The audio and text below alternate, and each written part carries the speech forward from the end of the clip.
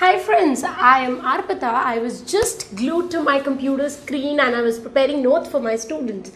But if you are wondering that why am I having laptop in my hand in this video lecture, it is because today we are going to talk about computers and IT, which forms an important part of our life, and also it forms an important part of paper 1 syllabus. So we'll be looking at the topics which you need to study when it comes to computers and IT, because computers हमारी ज़िंदगी का एक बहुत अहम हिस्सा बन चुके हैं.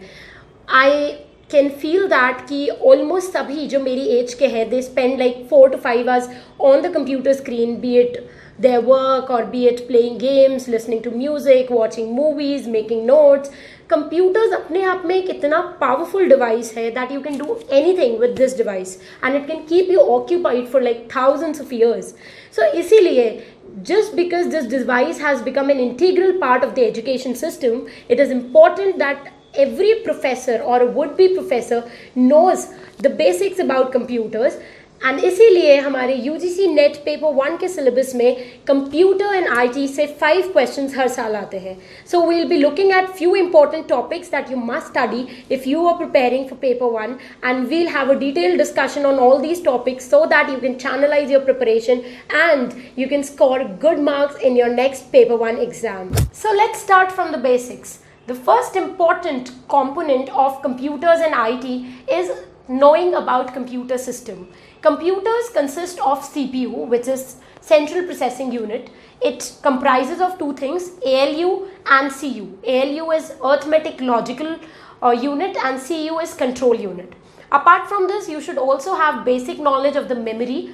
RAM, ROM, cache files, what are these terms? RAM is random access memory, ROM is read-only memory. Cache files are temporary files which are stored on your computer, and only when you run a cleaner these files are removed and you are able to use the space. आपके mobiles में भी when you download a cleaner, you install a cleaner from Play Store and you run that cleaner, 2 या 3 GB का memory खाली हो जाता है अचानक से, because all the cache files, the temporary files which were stored in your system, they are removed. So you get access to the storage that was used by those temporary files. Apart from this, you should also have basic knowledge of peripheral devices.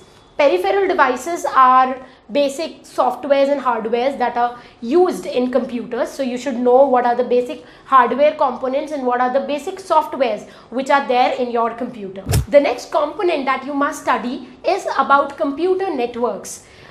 सारे computers अलग अलग हैं, but if you connect all those computers, you can do wonders. अगर मैं अपने घर के first floor पे रहती हूँ and my brother lives in the ground floor, and if we both keep our computers connected to a same printer, then if I give a command from the first floor, my documents will be printed. If my brother gives the command from the ground floor, the printer will print the documents. This is the benefit of having a computer network, कि एक ही device को आप बहुत सारे computers से एक साथ use कर सकते हैं. And there are a lot of other benefits which you can study on your own. I'm here to tell you the basic networks that you must remember. We have PAN, which is personal area network. It is for personal use. Then we have LAN, which is local area network. The computers in my house are connected with LAN, local area network. If you are a part of a college or a big institution, there all the computers must be connected using MAN, which is Metropolitan Area Network, connecting computers of a larger area. And finally we have WAN, which is Wide Area Network, which connects all the computers all over the world. And a very, very important example of WAN is internet. So with internet, we all are connected together. We are like Vasudev Kutumbakam. The entire world is my family. This is what you feel like when you are on internet. Everything is just one click away. So that is WAN. So you can know more about these computer networks because they form an important part of the syllabus of paper 1. We all know different languages. Some of us know Hindi, English and several other languages as well, Chinese, Spanish, French. Similarly, computers even have their own language, and their language is quite simple. They just use two digits, that is 0 and 1. So anything that you communicate to your computer is translated into a series of 0 and 1. So this language is called binary language or low level language, machine language. These are for some words used for language used by computers. You must be aware of modems. If you have a broadband connection in your house, there's a modem which converts digital signals and analog signals. So analog signals are converted into digital signals. Digital signals are signals which are transported in a series of 0 and 1. Analog signals are the signals which have wavelength frequency, just like our sound. This is an analog signal. So analog signal is converted to digital signals by modem. So modem is said to be modulator, demodulator. It has come from the word modulator and demodulator. Apart from this, you must also know that there are other kinds of language related to computer. We have got high level languages like Java, C++. All those who are into computer development and software development, they must be knowing that these languages, high level languages, are something which we understand, but the computers cannot understand that. So we need a compiler which can convert the high level language into machine language so that our instructions are understandable to the computer. So this entire theory of computer languages, you just need to go through the basics of these things. You should know the basic languages, what are the popular high level languages, what is the use of modem, how does compiler work. So a basic information, basic knowledge of this section will help you to score more in your exam. Next topic that you must study is storage devices. I remember when I was a kid, there was a time when our teachers used to ask us to bring the projects in floppies. So floppy was the most common kind of storage device at that time, and it used magnetic storage. Later came a time when DVDs and CDs became quite popular, and we found that all these optical devices came into trend. And finally now is the time when we use hard disk, we use pen drives in which we can carry so much information. Like I have seen pen drives which are so portable that you don't even see them with the naked eyes. They are so small, and those small pen drives can contain tons of information. So that is how computers and things related to computers have developed over a period of time. And you must know a bit about the trend of the storage device. You should also know the popular hard disk. In today's time, we have HDD, we have SSD. So you should know a bit about these two things. The next topic that needs your attention is file extensions. I'm pretty sure that if you are observant, then you don't need to learn file extensions, because I am quite confident about this fact that all of you must have worked on Microsoft Word, PowerPoint, Excel. All of you must have seen images in your computers, and whenever you store all these images, all these documents, you find that they get stored with a name, and after that name there's a particular extension. These extensions are important and they are asked in NET exam. For example, every Word file has an extension .doc.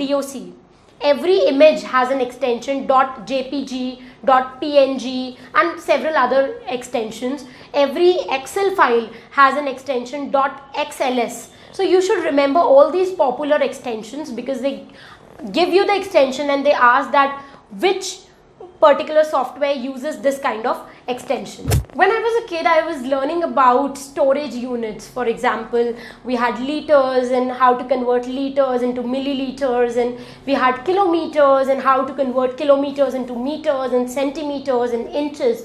So these were units which are used for measurement. Similarly, in order to measure the data stored in your computer, they use a different kind of unit which is called bytes, kilobytes, megabytes, gigabytes, terabytes. So another important section that needs your attention is the storage units. You should know how many bytes will make a kilobyte, how many kilobytes make a megabyte, how many megabyte makes a gigabyte, and how many gigabytes make a terabyte.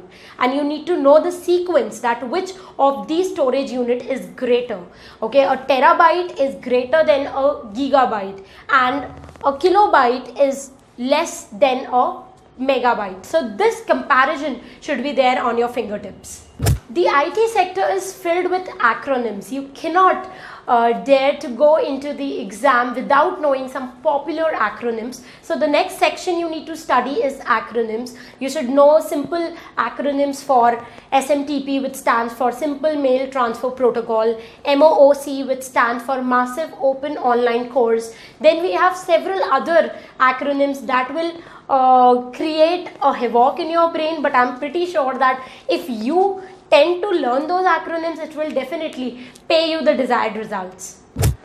The next important section that you should not skip is terminology. Internet is filled with terminology. If you look at the IT sector, you will see so many terms. You should remember some popular terms. You will get a list of popular terms when you go through the previous year papers. You might encounter some popular terminology they have asked. So you should know more about those terms. For example, you should know what is bandwidth.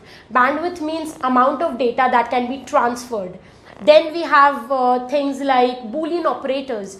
Whenever you search on Google, you can use operators like and, or, and these operators will help you to narrow down your search. If I use and, I can search about two things which are there in a same web page. If I'm talking about two writers and I put and in between them, that means only those pages will come in the search box which contains information about both the writers. Or means either of them. So these are called Boolean operators. They help you in searching things on internet.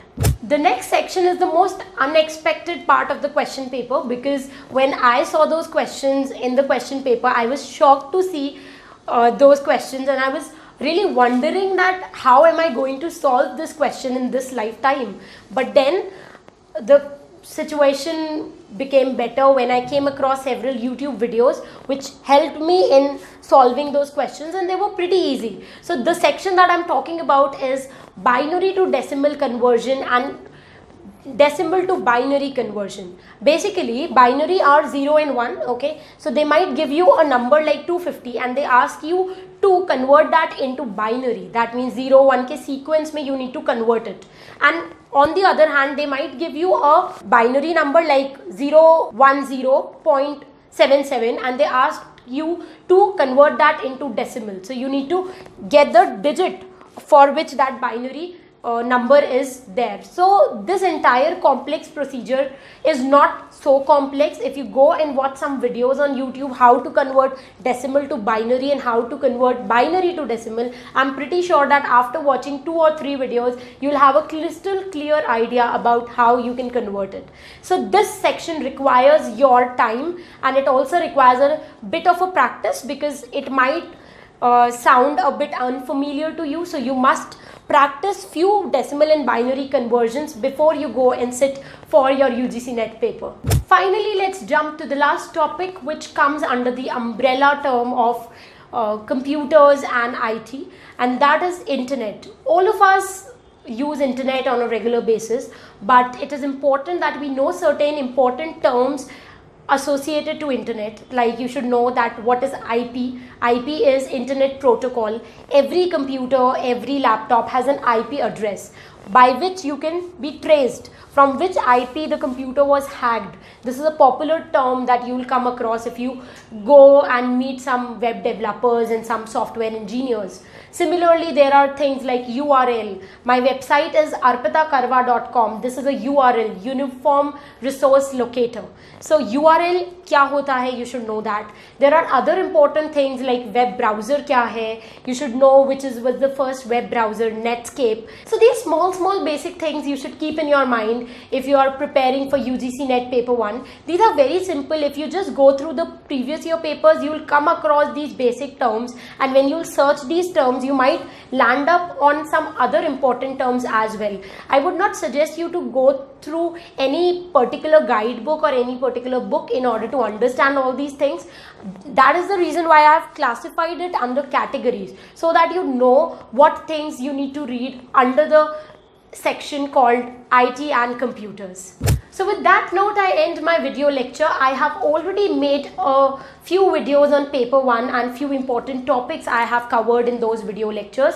If you have not gone through my YouTube channel. You can go to my YouTube channel and look at the playlist of paper 1. You will find few important videos that you should not miss if you are preparing for paper 1.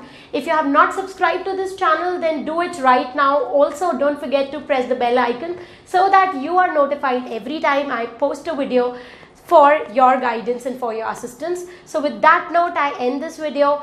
Happy learning, keep loving literature, and stay tuned to arpitakarwa.com.